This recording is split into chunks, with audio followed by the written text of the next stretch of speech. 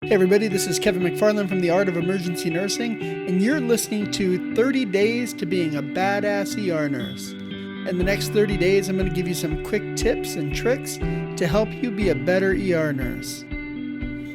And of course, as always, it's not just me you're going to hear from. I've recruited some of my friends to give you some of their tips and tricks so they can share their knowledge as well.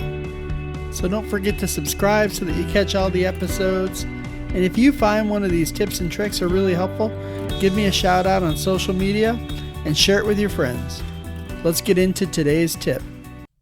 Welcome to day 22 of the 30-day podcast challenge, 30 days to being a badass ER nurse. Holy cow, the month is almost over. Thanksgiving's right around the corner, and hopefully you're ready for Christmas because that's right around the corner too. So today, let's bring it down a little bit. I have a tip from my friend Tia. It's a quick tip, but we'll talk about it afterwards. Be right back. Hey Kevin, it's Tia. Tip is, if you don't have some kind of fear coming into this job, you're dangerous. I couldn't agree with Tia more. When you're a brand new ER nurse, you need to have a good, healthy fear of the emergency department. Not a fear that's going to keep you from being able to make decisions or keep you from being able to, in the moment, take care of what you need to take care of. But a good, healthy fear that makes you say, just before you give that medication, hold on.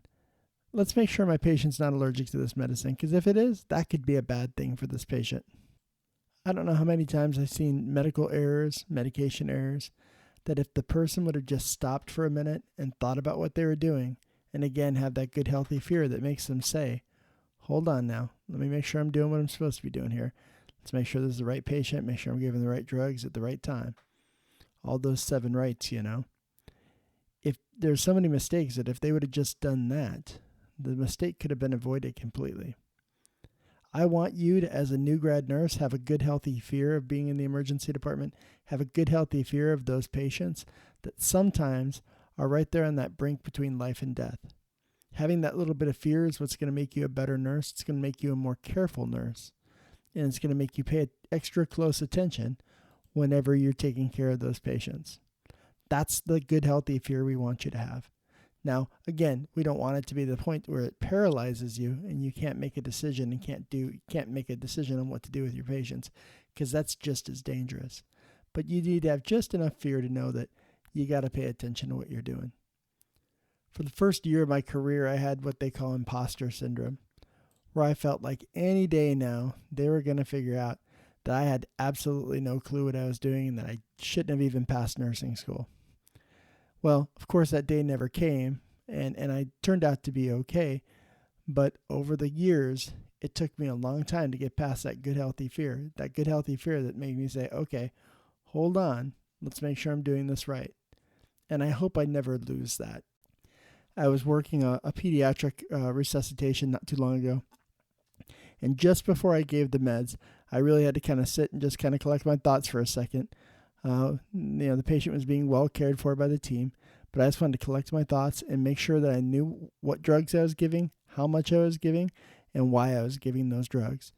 By just kind of taking that moment to pause and think about what you're doing and make sure you know what you're doing and you're sure about what you're doing and your team's on board with what you're doing, never be afraid to run something like that by a second nurse. I called the second nurse, asked her, said, okay, just double check my meds, make sure my dosages are good, check these out. And she was happy to do all of that. But having that good, healthy fear to make sure that you're going to be okay before you do something that's potentially dangerous for your patient is not a bad thing to do. It's good to have that good, healthy fear, like Tia says. I want you to have that when you're taking care of patients, because that's going to make you more careful, and that is going to make you a badass nurse. I hope this tip helps, and have a great shift. Thanks for listening to the Art of Emergency Nursing podcast. Make sure to subscribe to the podcast and follow us on Facebook.